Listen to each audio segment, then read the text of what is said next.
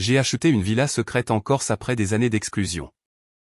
Ma sœur a vu les photos et a exigé « Nous séjournons gratuitement cet été ».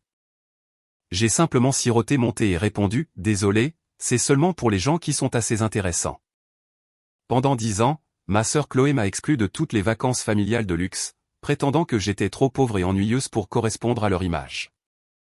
Quand elle a découvert mon domaine secret de plusieurs millions d'euros en bord de mer et a exigé les clés, j'ai préparé un rejet qui allait démanteler toute sa façade. C'est là que l'histoire commence vraiment, et vous ne voudrez pas manquer ce qui va suivre.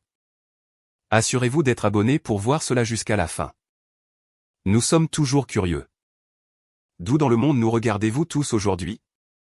Faites-le nous savoir dans les commentaires. Le silence dans mon appartement était habituellement mon sanctuaire, l'espace calme où je créais des mondes et des voix pour d'autres personnes. Mais ce mardi-là, le silence semblait lourd, suffocant et épais d'une fièvre qui me consumait depuis 3 jours. J'étais recroquevillé sur mon canapé, enveloppé dans 2 couvertures, frissonnant malgré le thermostat réglé à 24 degrés. Ma gorge me semblait avoir été récurée avec de la laine d'acier, et ma tête martelait à un rythme qui rendait l'ouverture de mes yeux un effort délibéré et douloureux. J'ai attrapé mon téléphone, non pas pour travailler, mais simplement pour me distraire des douleurs dans mes articulations. Je voulais juste voir quelque chose d'insignifiant, une vidéo de recette, un mème de chat, n'importe quoi pour passer le temps jusqu'à ce que la prochaine dose d'ibuprofène fasse effet. Mon pouce a survolé l'icône des réseaux sociaux. J'ai hésité.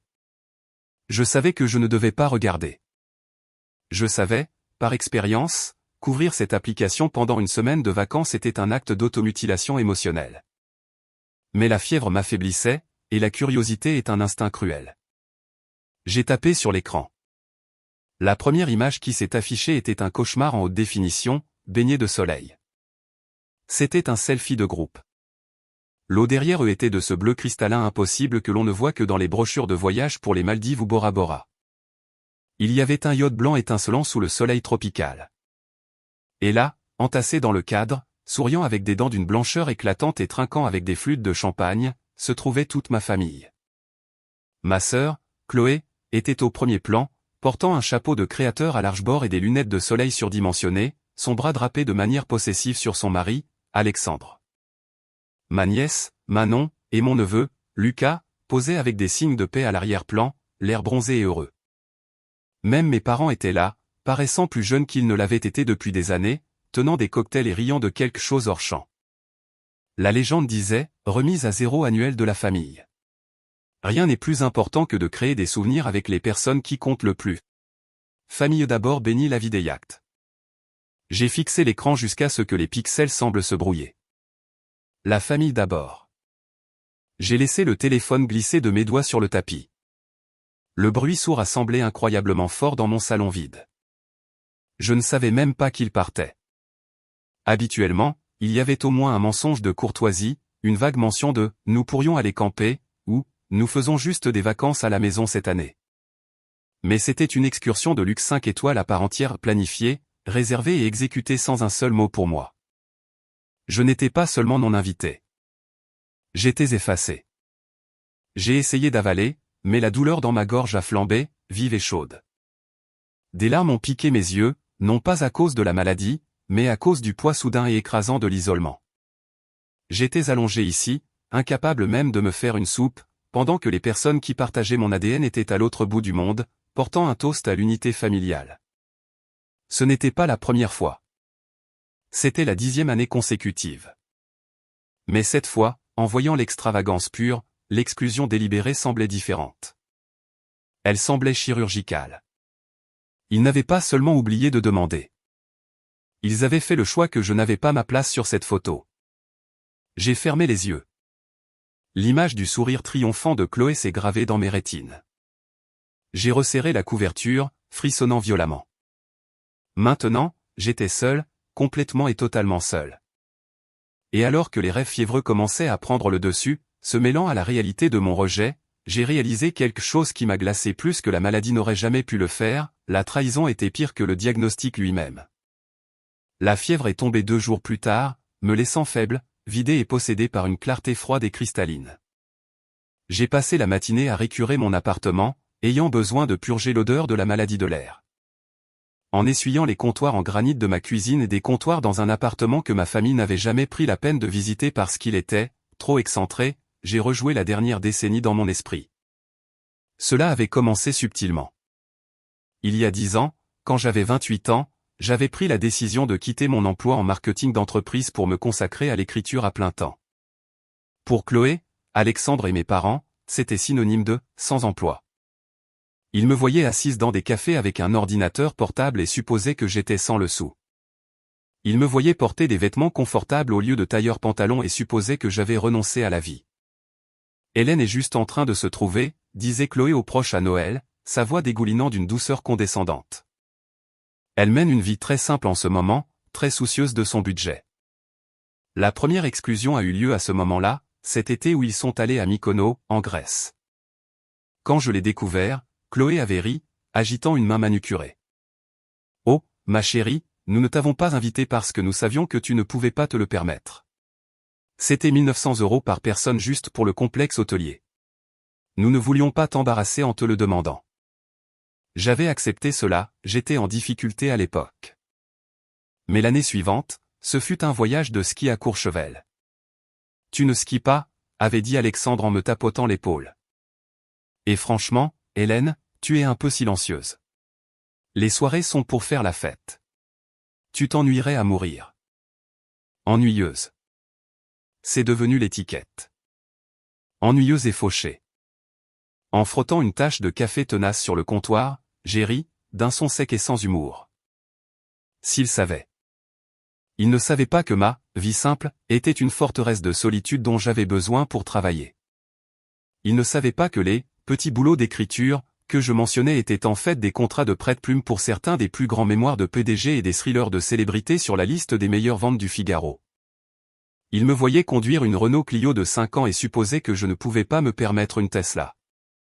Il ne savait pas que j'avais plus de 2 millions d'euros placés dans un portefeuille diversifié de fonds indiciels ou que mes soirées ennuyeuses à la maison étaient passées à gérer une société de holding immobilière en pleine croissance que j'avais établie sous une SARL. J'étais ennuyeuse parce que j'étais occupée à construire un empire qu'il ne pouvait pas comprendre. Mon téléphone a vibré sur le comptoir. C'était Chloé. J'ai fixé l'écran. Il devait être de retour. La tournée famille d'abord était terminée. Je l'ai décroché, le mettant sur haut-parleur tout en séchant agressivement une assiette. Allô, Chloé. Hélène. Oh mon Dieu, tu as l'air mal en point, a gazouillé la voix de Chloé, semblant tout sauf inquiète. Es-tu malade? En convalescence, ai-je dit sèchement. Comment était le voyage? Oh, tu as vu les photos? Elle n'avait même pas l'air coupable. C'était magique. Honnêtement, tu aurais détesté. Tellement de marches, tellement de chaleur. Alexandre nous a fait monter sur ce yacht privé, et nous avons bu du champagne pendant 6 heures d'affilée. C'était très bruyant, très énergique. Certainement pas ton genre, n'est-ce pas? En effet, ai-je dit en serrant le torchon. Bref, a-t-elle continué, reprenant à peine son souffle, nous t'avons apporté un aimant. Nous passons te le déposer et peut-être déjeuner rapidement. Manon veut aller dans ce bistrot cher près de chez toi, mais je lui ai dit que tante Hélène voudrait probablement aller dans un endroit plus abordable. Alors, peut-être ce petit restaurant que tu aimes. La condescendance dégoulinait du haut-parleur comme de la boue. Un aimant. Ils sont allés en Méditerranée et m'ont apporté un aimant. Je suis occupé aujourd'hui, Chloé, ai-je menti? Des délais? Toujours à travailler pour des clopinettes, a-t-elle soupiré. D'accord. Eh bien, on se verra la semaine prochaine. Oh, et Hélène? Essaie de sortir un peu plus. Tu te transformes en ermite. C'est déprimant à voir. Elle a raccroché avant que je puisse répondre. Je suis resté là dans ma cuisine, le silence revenant en force. Une ermite. Déprimant. Des clopinettes. J'ai regardé autour de mon appartement. Il était agréable, oui, mais modeste. C'était le camouflage que j'avais porté pendant une décennie. Mais en regardant l'aimant sur mon réfrigérateur, un souvenir d'un voyage que j'avais fait seul à Kyoto l'année dernière, entièrement payé en espèces, j'ai senti un changement dans ma poitrine. Je suis allé à mon bureau et j'ai déverrouillé le tiroir du bas. J'ai sorti une épaisse enveloppe en manille qui était arrivée par coursier pendant que je délirais de fièvre. Je ne l'avais pas encore ouverte. J'ai ouvert le dessus avec un coupe-papier et j'ai fait glisser le contenu sur le bureau en acajou. C'était un acte de propriété. Un acte de propriété pour un bien près de Porto Vecchio en Corse. Pas une multipropriété, pas une location. Une villa de 6 chambres en bord de mer avec une piscine à débordement privé, une maison d'amis et un accès direct à un lagon bleu saphir. Je l'avais acheté comptant il y a 3 semaines pour célébrer la conclusion d'un contrat de livre à plusieurs centaines de milliers d'euros. J'ai passé mes doigts sur le sceau en relief du document. Ennuyeuse, ai-je murmuré dans la pièce vide. Fauché. Il pensait savoir qui j'étais. Il pensait comprendre la hiérarchie de notre famille, Chloé la reine, Alexandre le roi, et Hélène la bouffonne, mendiant des miettes. Mais ils avaient oublié une chose cruciale, la personne la plus silencieuse dans la pièce est généralement celle qui écoute le plus attentivement et celle qui détient toutes les clés. Pour comprendre pourquoi l'exclusion faisait si mal, il faut comprendre ce à quoi j'ai renoncé pour eux. Quand j'avais 22 ans et Chloé 26, nos parents ont traversé une période financière brutale. Papa a perdu son entreprise, et la banque menaçait de saisir la maison familiale. Chloé poursuivait sa carrière d'actrice, à Paris à l'époque, ce qui consistait principalement à dépenser de l'argent que nous n'avions pas pour des portraits et des cours de théâtre auxquels elle n'assistait jamais. C'est moi qui suis rentré à la maison. C'est moi qui ai pris un travail de nuit dans un entrepôt, empilant des boîtes jusqu'à ce que mes mains saignent, versant chaque centime de mon salaire à l'hypothèque pour que maman et papa ne perdent pas le toit au-dessus de leur tête. J'ai fait ça pendant 2 ans. Chloé n'a jamais envoyé un sou. En fait, elle appelait à la maison en pleurant sur la difficulté de sa vie, et maman lui virait secrètement de l'argent que j'avais mis sur le compte pour les courses. Quand j'ai confronté maman à ce sujet à l'époque, elle avait juste soupiré, me tapotant la main. « Hélène, tu es si forte. Tu peux supporter le fardeau. Chloé. Elle est délicate. Elle a besoin de plus de soutien. Elle est spéciale. » Spéciale. C'était le mot qui définissait nos vies. Chloé était spéciale, j'étais forte. Chloé était la protagoniste, j'étais le personnel de soutien. Maintenant, à 42 ans, Chloé s'était réinventée. Elle n'était plus une actrice en herbe, elle était une consultante en style de vie et une personnalité des réseaux sociaux. Elle ne faisait rien de tangible. Son travail consistait à cultiver une image de richesse sans effort. Elle publiait des critiques de spa haut de gamme, pour lesquelles elle insistait généralement pour obtenir une entrée gratuite, offrait des conseils vagues sur la manifestation de l'abondance, et portait des vêtements qui coûtaient plus cher que ma première voiture. Alexandre, son mari, était l'accessoire parfait. Il était directeur de niveau intermédiaire dans une entreprise de logistique, mais à entendre Chloé, il était un titan de l'industrie. Il vivait dans une maison trop grande pour eux, conduisait des VUS de luxe en leasing et avait des dettes de cartes de crédit qui feraient pleurer un banquier. Mais ils en avaient l'apparence, et dans ma famille, l'apparence du succès était bien plus importante que la réalité de la solvabilité. Une semaine après le voyage famille d'abord, je me sentais enfin assez bien pour assister au dîner post-vacances obligatoire chez mes parents. Je suis entré en me préparant mentalement. Le salon était un sanctuaire dédié à leur voyage. Ils avaient déjà encadré des photos et les avaient placées sur le manteau de la cheminée. Manon, ma nièce de 20 ans, qui étudiait le marketing de la mode, principalement en faisant du shopping, faisait défiler son téléphone sur le canapé. Lucas, mon neveu de 18 ans, jouait à des jeux vidéo avec le volume monté à un niveau assourdissant. La voilà, s'est écriée Chloé depuis la cuisine, tenant un verre de chardonnay. Elle avait l'air bronzée, radieuse et chère. Elle a flotté vers moi et m'a fait un délicat baiser aérien près de la joue, en prenant soin de ne pas tacher son maquillage. Tu as meilleure mine. Un peu pâle, peut-être. Je vais bien, Chloé, ai-je dit en posant une bouteille de vin sur la table. C'était un Bordeaux millésimé d'une valeur d'environ 280 €, mais je savais qu'il ne verrait pas la différence. Il le boirait en supposant que c'était une bouteille de supermarché à 20 €. Alors, a tonné Alexandre en entrant du patio. C'était un homme imposant qui prenait trop de place, toujours bruyant, toujours en train d'affirmer sa domination. Tu as vu les photos? Le yacht était incroyable. Le capitaine a dit que c'était le même modèle que DiCaprio. Ça avait l'air charmant, ai-je dit en gardant une voix neutre. C'était cher, a dit Alexandre en faisant un clin d'œil. Mais bon, on ne peut pas mettre un prix sur les expériences familiales. Il faut vivre un peu, Hélène. Amasser tes centimes dans ce petit appartement. À quoi ça sert? Je suis heureuse dans ma vie, Alexandre, ai-je dit en me versant un verre d'eau. Vraiment? Chloé s'est appuyée contre le comptoir, ses yeux se rétrécissant légèrement. Elle avait l'instinct d'un prédateur pour la faiblesse, et elle me scrutait. Manon a mentionné qu'elle t'avait vu à l'aéroport il y a 3 semaines, avant que tu tombes malade. Je me suis figé. Je n'avais pas vu Manon. Je déposais un ami, ai-je menti rapidement. Vraiment? Chloé a pris une gorgée de vin, ses yeux ne quittant jamais mon visage. Parce que Manon a dit que tu étais dans la file des départs internationaux, et que tu avais ce bagage à main Louis Vuitton, celui que tu m'as dit être une contrefaçon. Mon cœur martelait contre mes côtes. J'avais pris l'avion pour la Corse afin de signer les papiers de clôture de la villa. J'avais espéré être invisible. C'est une contrefaçon, ai-je dit en forçant un rire. Une très bonne. Et je disais juste au revoir à quelqu'un. Un client. Un client? Chloé a haussé un sourcil. Depuis quand les prête-plumes ont-ils des clients qui voyagent en première classe internationale? Tu écris généralement pour, quoi, des blogueurs?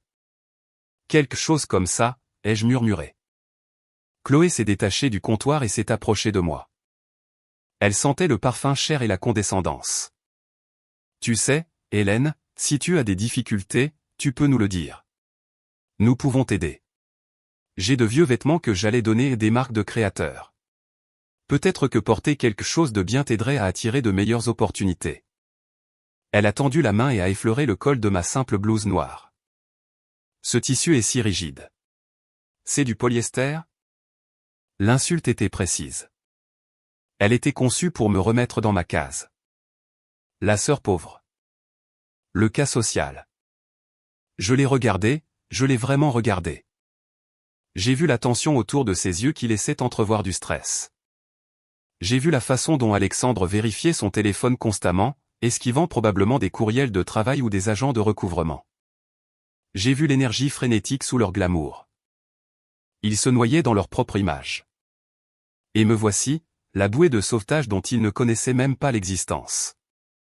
C'est de la soie, en fait, ai-je dit doucement, repoussant sa main. Et je n'ai pas besoin de tes vêtements, Chloé. Mais merci. Chloé a reculé légèrement, surprise par cet éclair de fermeté. Ses yeux se sont rétrécis davantage. Elle a senti quelque chose. Elle a senti que la dynamique était en train de changer, même si elle ne pouvait pas dire pourquoi. Eh bien, a-t-elle dit, sa voix devenant glaciale, comme tu veux. Je déteste juste te voir vivre comme ça pendant que nous profitons de ce que le monde a de mieux à offrir. C'est embarrassant pour nous, tu sais, d'avoir une sœur qui se contente d'exister. Elle m'a tourné le dos et est entrée dans la salle à manger. Le dîner est prêt. Allez, tout le monde, allons raconter à Hélène la dégustation de caviar. Je suis resté dans la cuisine un instant de plus, fixant son dos qui s'éloignait. La colère qui couvait depuis une décennie a commencé à bouillir, mais ce n'était plus une colère chaotique et chaude. C'était froid. C'était calculé. Elle voulait de elle, intéressant. Elle voulait, le meilleur que le monde a à offrir. J'ai touché la poche de mon jean où la carte clé numérique de la villa était cachée dans mon portefeuille. Fais attention à ce que tu souhaites, Chloé, ai-je pensé. Tu pourrais bien avoir une place au premier rang. Le trajet de retour de chez mes parents était silencieux, mais mon esprit était en ébullition. La façon dont Alexandre avait vérifié son téléphone nerveusement, en protégeant obsessionnellement l'écran et la tension autour des yeux de Chloé malgré son botox ne me disait rien qui vaille. Je gagne ma vie en écrivant des thrillers et en analysant le comportement humain. Je connais la différence entre la posture détendue des riches et la tension rigide des endettés. Quand je suis entré dans mon appartement, je ne suis pas allé me coucher. Je suis allé directement à mon bureau, j'ai préparé une cafetière de café noir fort et je me suis assise devant ma configuration à 3 moniteurs. Voyons à quel point ta vie est vraiment magique, Chloé, ai-je murmuré. J'ai commencé par les bases. Les archives publiques sont une chose merveilleuse si vous savez où chercher. Et en tant que prête-plume qui doit souvent vérifier les histoires invraisemblables des hommes d'affaires, je savais exactement où chercher. Je me suis connecté à la base de données du greffe du tribunal de commerce. J'ai cherché les noms d'Alexandre et de Chloé. L'écran s'est rempli d'une liste de résultats qui ont fait hausser mes sourcils. Privilège. Privilège. Avis de défaut de paiement. Leur manoir, la maison de 5 chambres dans la résidence fermée dont Chloé parlait quotidiennement, était en procédure de saisie. Ils n'avaient pas payé leurs impôts fonciers depuis 2 ans. Il y avait une deuxième hypothèque contractée il y a 18 mois et un troisième privilège d'un entrepreneur qui n'avait apparemment jamais été payé pour l'installation de la piscine. Je me suis penché en arrière, prenant une gorgée de café. Le voyage en yacht famille d'abord n'était pas une célébration de l'abondance. C'était une diversion. C'était l'équivalent d'un magicien agitant un mouchoir coloré d'une main pendant que l'autre faisait les poches du public. Mais pourquoi maintenant ? Pourquoi cette pression soudaine et agressive pour que je m'habille mieux et attire des opportunités ? Habituellement, quand Chloé se sentait supérieure, elle m'ignorait. Quand elle commençait à critiquer mes finances, cela signifiait qu'elle projetait ses propres problèmes. J'ai creusé plus profondément. J'ai consulté les documents de l'entreprise de Chloé. Sa SARL, Éclat et Prestige Conseil, avait été dissoute par l'État il y a 4 mois pour défaut de dépôt de rapport annuel. Pourtant, son Instagram était actif, promouvant une prochaine retraite mastermind estivale exclusive pour les influenceuses en herbe. J'ai cliqué sur le lien dans sa biographie. Il menait à une page de destination clinquante. Rejoignez Chloé pour la retraite prestige ultime.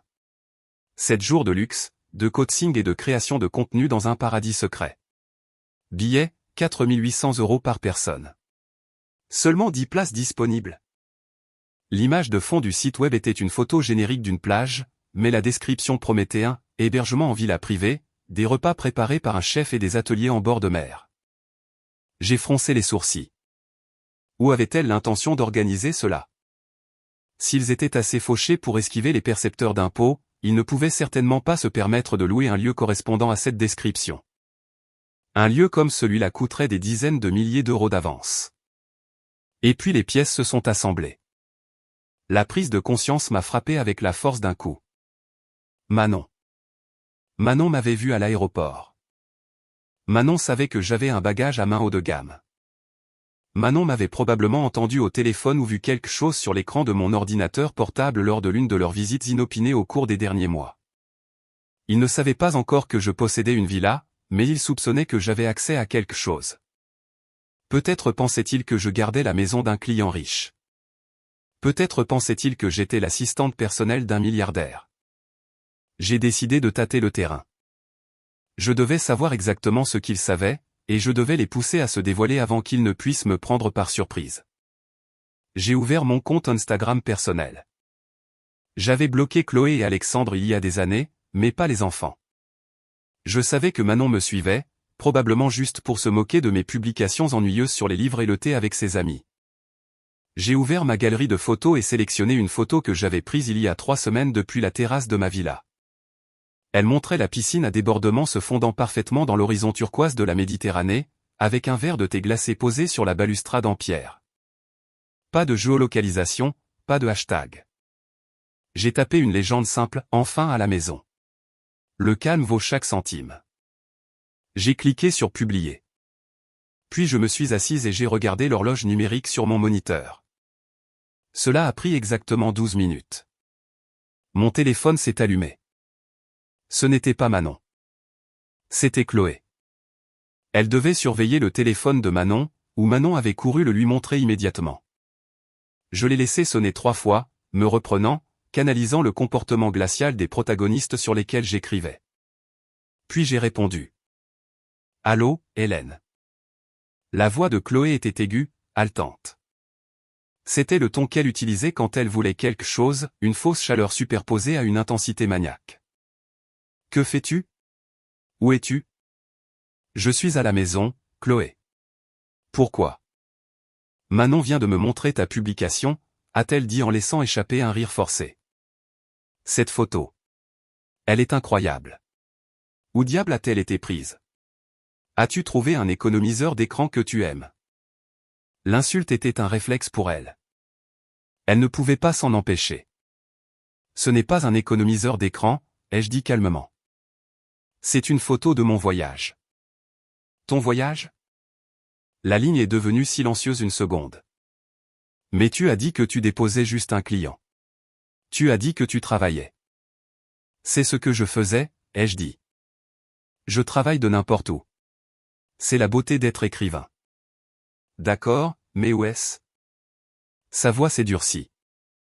Cette vue. Ça ressemble à la Sardaigne ou peut-être à la Corse. Chez qui séjournes-tu? Est-ce un petit ami? Un petit ami riche. C'est ma maison, Chloé, ai-je dit. Le silence qui a suivi était lourd, absolu et satisfaisant. Je pouvais l'entendre respirer à l'autre bout du fil. Je suis désolé, a-t-elle finalement balbutié, sa voix baissant d'une octave. As-tu dit? Ta maison? Oui. Je l'ai achetée le mois dernier. Payée en totalité. Tu l'as achetée? Elle a laissé échapper un gloussement aigu et incrédule. Hélène, arrête ça. Tu conduis une Clio. Tu fais tes courses chez Monoprix. Tu t'attends à ce que je croie que tu as acheté une villa en bord de mer? Quoi, as-tu gagné au loto sans nous le dire? Je l'ai mérité, ai-je dit, ma voix ferme. 10 ans d'épargne, d'investissement et de roman à succès sous un pseudonyme paie mieux que tu ne le penses. À succès, a-t-elle laissé échapper? Je pouvais entendre les engrenages grincer dans sa tête. Elle était en train de recalibrer toute sa réalité. La sœur dont elle s'était moquée, l'échec ennuyeux, était assise sur une mine d'or. Puis le revirement s'est produit. C'était instantané. OHMONDIEU, a-t-elle hurlé, la fausse joie explosant à travers le haut-parleur. Hélène, c'est incroyable. Pourquoi ne nous l'as-tu pas dit? Nous nous sommes tellement inquiétés pour toi, pensant que tu avais des difficultés, et tu as caché cet énorme succès. Maman et papa vont être si fiers. Je ne vous l'ai pas dit parce que j'attache de l'importance à ma vie privée, ai-je dit. Vie privée, mon œil, m'a congédié Chloé. C'est énorme. Et quel timing parfait. Alexandre et moi disions justement que nous avions besoin de vraies vacances cet été, quelque chose de privé, loin de la foule. Le yacht était bien, mais c'était tellement commercial. Nous avons besoin de nous retrouver. Elle n'a même pas demandé. Elle a juste supposé. Nous pouvons venir en juillet, a-t-elle continué, planifiant à voix haute. Les enfants sont en vacances. Je peux probablement trouver des vols pas chers si je réserve maintenant. La maison a-t-elle du personnel, où devrions-nous amener? Non, ai-je coupé court. Non, quoi? Non. Vous ne venez pas en juillet. Quoi? Elle semblait vraiment confuse. Ne sois pas idiote. Bien sûr que nous venons. Nous sommes une famille. Nous célébrons le succès ensemble. De plus, tu nous le dois. Nous avons essayé de t'inclure pendant des années, et maintenant tu peux enfin nous recevoir. Ce sera notre petite pendaison de crémaillère. Vous m'avez exclu pendant 10 ans, Chloé, ai-je dit, ma prise sur le téléphone se resserrant. Vous m'avez dit que j'étais trop pauvre. Vous m'avez dit que j'étais trop ennuyeuse. Tu as dit à Alexandre que je vous embarrasserais à Courchevel. Ce n'était que de la taquinerie, s'est-elle écriée. Les familles se taquinent. Tu es trop sensible. Je suis sélective, ai-je corrigé. Vous ne pouvez pas séjourner à la villa.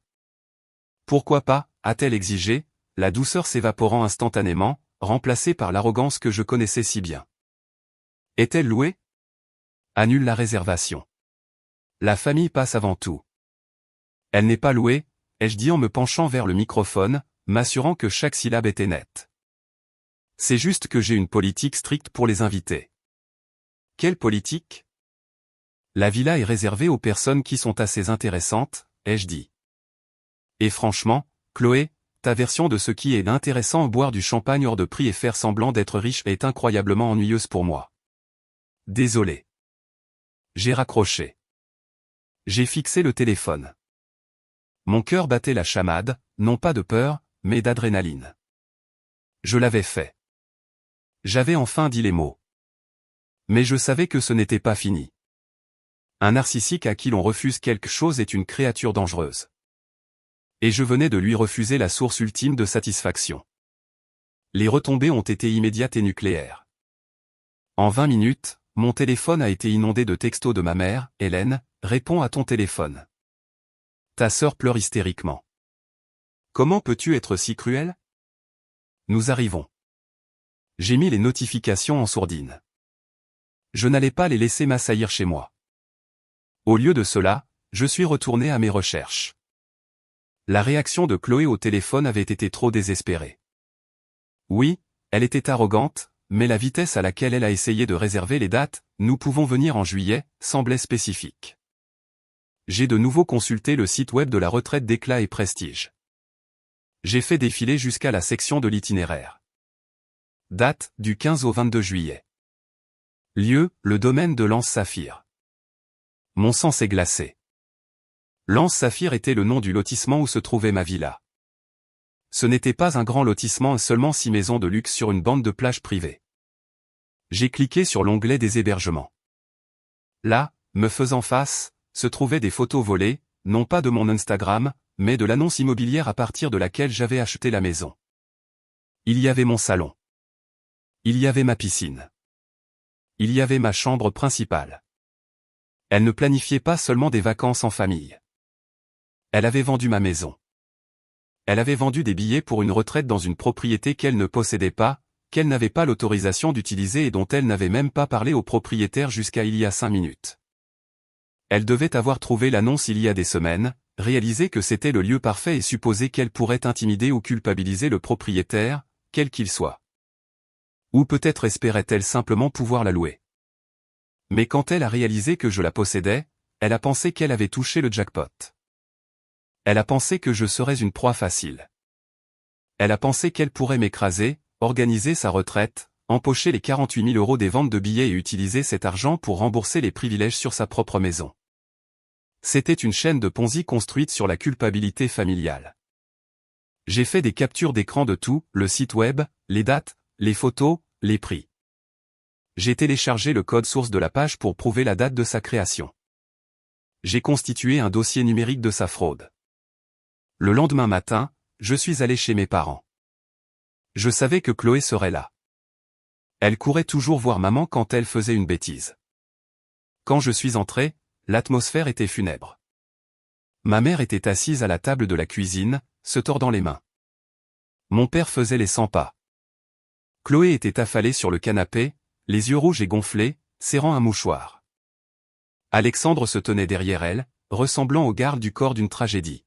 « Tu as beaucoup de culot de venir ici », a craché Alexandre en me voyant entrer. « Nous devons parler », a dit maman, sa voix tremblante. « Hélène, assieds-toi. Ta sœur est dans un état terrible. »« Je préfère rester debout », ai-je dit en serrant mon dossier. « Comment as-tu pu » a gémi Chloé en me regardant avec des yeux remplis de larmes. « J'ai parlé de ta maison à tout le monde. Je leur ai dit que ma sœur qui a réussi nous invitait enfin. Et puis tu m'as humilié. Tu m'as traité d'ennuyeuse après tout ce que j'ai fait pour toi. Que as-tu fait pour moi, Chloé, ai-je demandé calmement. À part dépenser l'argent de la retraite de maman et papa. Ça suffit, a aboyé papa. Hélène, l'argent change les gens, mais je ne pensais pas que ça te transformerait en ce monstre. Ta sœur et ta famille. Si tu as une maison, la famille est la bienvenue. C'est la règle. Ce n'est pas juste une maison, papa, ai-je dit. Et ce n'est pas juste des vacances. Elle est juste jalouse, a hurlé Chloé. Elle a toujours été jalouse de ma vie, de mes amis, de ma carrière. Elle veut tout garder pour elle pour se sentir supérieure. Je me fiche de ta carrière, Chloé, ai-je dit. Mais la Direction générale de la concurrence, de la consommation et de la répression des fraudes pourrait s'y intéresser. J'ai jeté le dossier sur la table basse. Il a atterri avec un bruit sec. « Qu'est-ce que c'est » a demandé Alexandre en s'avançant. « Ouvre-le », l'ai-je mis au défi. Alexandre a ouvert le dossier. Il a fixé l'impression du site web de la retraite d'éclat et prestige. Son visage est devenu pâle. « Tu as vendu des billets » ai-je dit en regardant directement Chloé. 10 billets à 4 800 € chacun. Tu leur as promis un séjour au domaine de l'Anse Saphir à mon domaine. Chloé s'est figée. Les larmes ont cessé instantanément. La panique s'est installée. Tu n'as pas de lieu, ai-je continué. Tu as collecté 48 000 € auprès d'étrangères probablement sur une base non remboursable, n'est-ce pas? Et tu n'as nulle part où les loger. Tu comptais sur le fait que je sois la sœur gentille et silencieuse qui se laisserait faire et te laisserait prendre ma maison pendant une semaine pour que tu puisses jouer au gourou. Maman s'est levée, s'approchant de la table pour regarder les papiers. Chloé, est-ce vrai? As-tu pris de l'argent à des gens? J'allais la payer, a menti Chloé en se levant d'un bond. J'allais donner une part à Hélène. C'était une proposition commerciale. Tu as demandé à séjourner gratuitement, lui ai-je rappelé. Tu as dit que c'était des vacances en famille. C'est la même chose, a hurlé Chloé, son masque tombant complètement. Qu'est-ce que ça peut faire? Tu as la maison. Elle est vide. Pourquoi dois-tu être une telle garce à ce sujet? J'ai des gens qui arrivent dans 3 semaines. Si j'annule, je perds tout. Tu as déjà tout perdu, Chloé, ai-je dit froidement. J'ai vu les privilèges fiscaux. J'ai vu l'avis de saisie sur ta maison. Tu es fauché. Tu te noies. Et tu as essayé de m'utiliser comme bouée de sauvetage sans même avoir la décence de demander la permission. La pièce est devenue silencieuse. L'air a été aspiré de l'espace. Mes parents ont regardé de moi à Chloé, leur visage un masque de choc. Ils n'en avaient aucune idée. Ils avaient cru au mensonge autant que les abonnés d'Instagram. Des privilèges fiscaux, a murmuré papa. Chloé? Chloé semblait piégée. Elle a regardé Alexandre, qui étudiait ses chaussures. Elle m'a regardé, ses yeux remplis d'une haine pure et sans mélange. Tu as tout gâché, a-t-elle sifflé. Non, ai-je dit en me tournant vers la porte. J'ai juste allumé la lumière. Le silence qui a suivi ma révélation sur les privilèges fiscaux et la fraude n'a pas duré. C'était simplement l'inspiration avant le cri. Mais la véritable explosion n'a pas eu lieu ce soir-là chez mes parents. Ce soir-là n'était que la secousse préliminaire. Le tremblement de terre a frappé 3 jours plus tard, 48 heures avant que les invités de Chloé ne soient censés atterrir en Corse. Mon téléphone a sonné à 7 heures du matin un samedi. C'était mon père. Sa voix semblait plus vieille que je ne l'avais jamais entendue, cassante et fine, comme du parchemin séché. Hélène, a-t-il dit, s'il te plaît, viens. Nous organisons une médiation. Alexandre est là. Chloé est là. Nous devons régler ça avant que les gens ne commencent à embarquer dans les avions. Il n'y a rien à régler, papa, ai-je dit en versant du café dans un mug de voyage. Je n'ouvre pas ma maison à des étrangères. Viens, c'est tout, a-t-il supplié. S'il te plaît, pour moi. Elle menace de faire quelque chose de radical. J'y suis allé, non pas fort Chloé, mais parce que je savais que cette histoire nécessitait un point final, pas des points de suspension. Je devais fermer ce livre. Quand je suis arrivé, la scène était presque théâtrale. Mes parents étaient assis sur la causeuse, comme s'ils assistaient à une veillée funèbre. Chloé faisait les 100 pas dans le salon, les cheveux en désordre, portant un pantalon de survêtement, un spectacle rare. Alexandre était assis à la table de la salle à manger, la tête dans les mains, une pile de documents devant lui. Elle est là, a hurlé Chloé au moment où je suis entré. Elle a pointé un doigt tremblant vers moi. La saboteuse arrive. Assieds-toi, Chloé, a dit papa avec lassitude. Je ne m'assiérai pas, a hurlé Chloé. Sais-tu quelle heure il est? J'ai 10 femmes, des femmes fortunées, des influenceuses avec des millions d'abonnés qui font leurs valises en ce moment. Elles s'attendent à une villa privée. Si je leur dis que le lieu est annulé, elles me détruiront en ligne. Elles me poursuivront en justice. Ma marque sera morte. Elle s'est tournée vers moi, les yeux fous. Hélène, tu dois me donner le code juste pour une semaine. Je nettoierai moi-même. Je te paierai chaque centime de profit que je ferai. S'il te plaît, ne gâche pas ma vie juste pour prouver un point. Je suis resté près de la porte, gardant mes distances. Je ne gâche pas ta vie, Chloé. Tu as vendu un produit que tu ne possédais pas. C'est de la fraude. Si je les laisse entrer, je deviens complice de ton arnaque. Ce n'est pas une arnaque si tu dis simplement oui, a-t-elle hurlé. C'est une arnaque, a tonné la voix d'Alexandre depuis la table. C'était la première fois en 10 ans que je l'entendais élever la voix contre elle. Habituellement, il était son écho. Aujourd'hui, il ressemblait à son juge. Nous nous sommes tous tournés pour le regarder. Il s'est levé, serrant une pile de papier. Son visage était gris, couvert d'une sueur brillante. Alexandre, a hésité Chloé. De quel côté es-tu? Je suis du côté de ceux qui ne veulent pas aller en prison, Chloé, a dit Alexandre en jetant les papiers sur la table basse. Ils se sont éparpillés sur la surface en verre, des relevés de cartes de crédit, des lettres de la banque, des derniers avis. J'ai regardé les comptes hier soir, a dit Alexandre en regardant mes parents. Je les ai vraiment regardés. Depuis qu'Hélène a révélé la situation de la maison, j'ai commencé à creuser. Il a pointé un doigt tremblant vers Chloé. Elle n'a pas seulement dépensé l'argent des ventes de billets. Ces 48 000 euros, ils ont disparu. Elle les a dépensés pour une refonte de sa marque, une nouvelle garde-robe pour le voyage et un acompte sur une voiture de location dont nous n'avons pas besoin. Je devais être à la hauteur, s'est faiblement défendu Chloé. Et ce n'est pas tout, a continué Alexandre, sa voix se brisant. Il s'est tourné vers ma mère. Martine, as-tu autorisé un virement de 14 000 euros de votre compte d'épargne commun le mois dernier? Ma mère a eu un hoquet de surprise, sa main volant à sa bouche. Quoi? Non. Ce compte est pour. C'est pour les urgences. Eh bien, il a disparu, a dit platement Alexandre. Chloé a falsifié ta signature sur une demande de virement. Elle a dit à la banque que c'était pour des frais médicaux. Elle l'a utilisé pour payer le solde minimum de sa carte du bon marché afin qu'elle ne soit pas refusée pendant le voyage. La pièce est devenue complètement silencieuse. La pression de l'air a semblé chuter. Voler dans un pot familial générique était une chose. Falsifier une signature pour vider les économies d'un parent âgé était un crime. Chloé. Mon père s'est levé lentement, ses genoux craquant. Il a regardé sa fille préférée, la spéciale, avec un regard d'horreur que je n'oublierai jamais. Nous as-tu volé? Le visage de Chloé s'est décomposé. Elle ressemblait à un animal acculé. Je n'ai pas volé. J'ai emprunté. J'allais le rembourser avec l'argent de la retraite. C'est Hélène qui crée ce problème.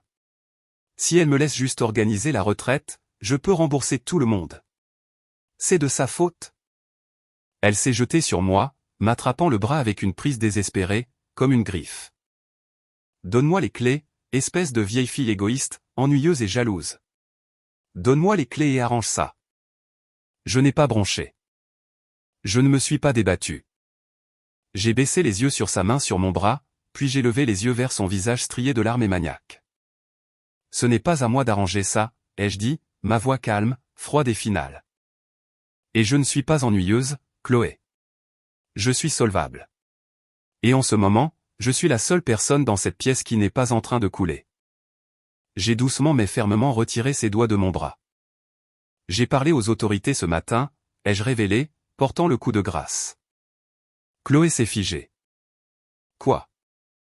J'ai appelé la brigade financière, ai-je menti, en partie. J'avais parlé à un avocat qui m'avait conseillé de tout documenter, mais la menace était nécessaire pour briser son délire. Et j'ai contacté la plateforme que tu as utilisée pour les billets. J'ai signalé l'annonce comme frauduleuse. Ils sont en train de rembourser tes invités. La retraite est annulée, Chloé. C'est fini. Tu leur as dit, a-t-elle murmuré. Je les ai sauvés, ai-je corrigé. Et je me suis sauvé moi-même. Chloé m'a fixé pendant un instant, attendant la chute, attendant que je dise que c'était une blague. Quand elle a réalisé que j'étais sérieuse, que l'argent avait disparu, que les invités étaient remboursés, ce qui signifiait que la plateforme allait la poursuivre pour les fonds qu'elle avait déjà dépensés, et que son mari et ses parents savaient tout, elle s'est effondrée. Elle ne s'est pas évanouie élégamment comme dans les films. Elle a simplement glissé sur le tapis, sanglotant de manière laide, gutturale, haletante, se recroquevillant en boule comme une enfant. Alexandre l'a regardée, le dégoût luttant avec la pitié sur son visage. Il m'a regardé. Je n'étais pas au courant de la falsification, Hélène. Je le jure. Je sais, ai-je dit. Mais tu étais au courant du style de vie.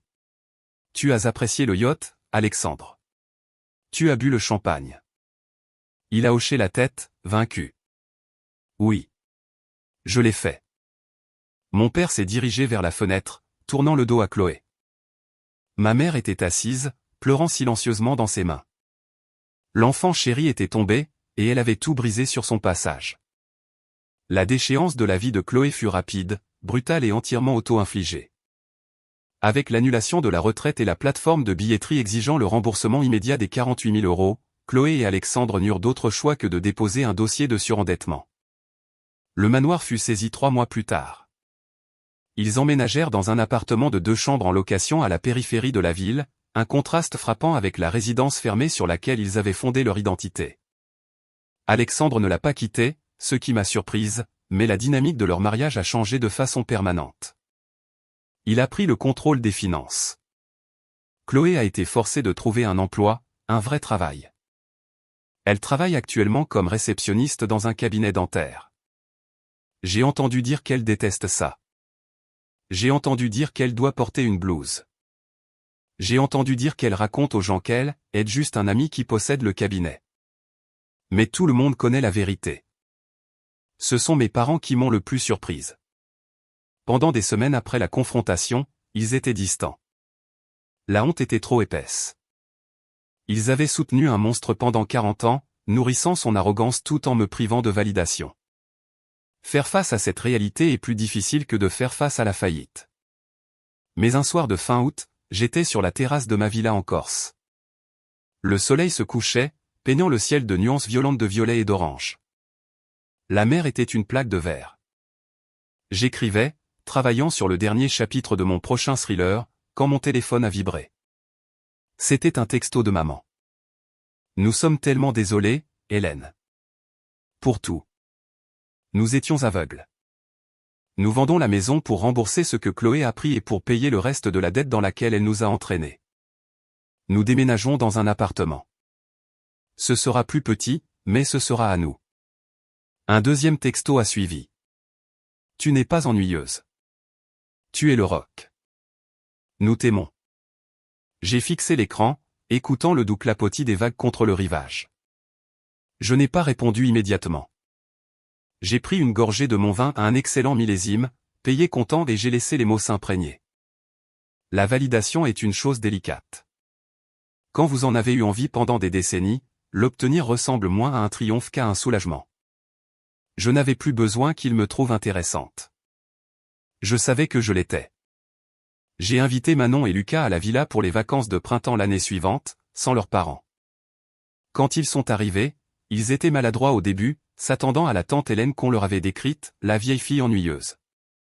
Mais après une semaine de plongée en apnée dans le récif privé, de cuisson de homards frais dans la cuisine extérieure et de vraies discussions sur leur avenir, je les ai vus changer. Maman a toujours dit que tu avais juste eu de la chance, a dit Manon un soir, assise près du foyer. Elle a dit que tu amassais de l'argent. Je n'amasse pas d'argent, lui ai-je dit en attisant le feu. Je le respecte. Et je me respecte trop pour faire semblant d'être quelque chose que je ne suis pas. Manon a regardé la villa, puis m'a regardé de nouveau. Je ne veux plus être une influenceuse. Ça semble épuisant. Ça l'est, ai-je souri. Soit quelque chose de réel. Ça paie mieux à long terme. Le coup final porté à l'ego de Chloé n'est pas venu de moi, mais de l'industrie qu'elle a si ardemment tenté d'infiltrer. Il y a quelques mois, j'ai sorti mon nouveau livre. C'était une rupture avec mes thrillers habituels, une fiction semi-autobiographique sur une famille déchirée par une sœur narcissique et la sœur silencieuse qui s'en sort. Il était dédié à ceux qui sont ennuyeux. Il a atteint la première place de la liste des meilleures ventes. Chloé m'a appelé le jour de la sortie de la liste. J'ai laissé le message sur la messagerie vocale. Elle a laissé un message, sa voix mielleuse, me demandant si j'avais besoin d'un attaché de presse ou d'un manager pour gérer ma nouvelle renommée. Je ne l'ai pas rappelé. J'ai supprimé le message, j'ai pris mon ordinateur portable et je suis descendu à la plage. L'eau était chaude, le soleil brillait et ma vie était exactement comme je l'avais conçue, privée, paisible et entièrement payée.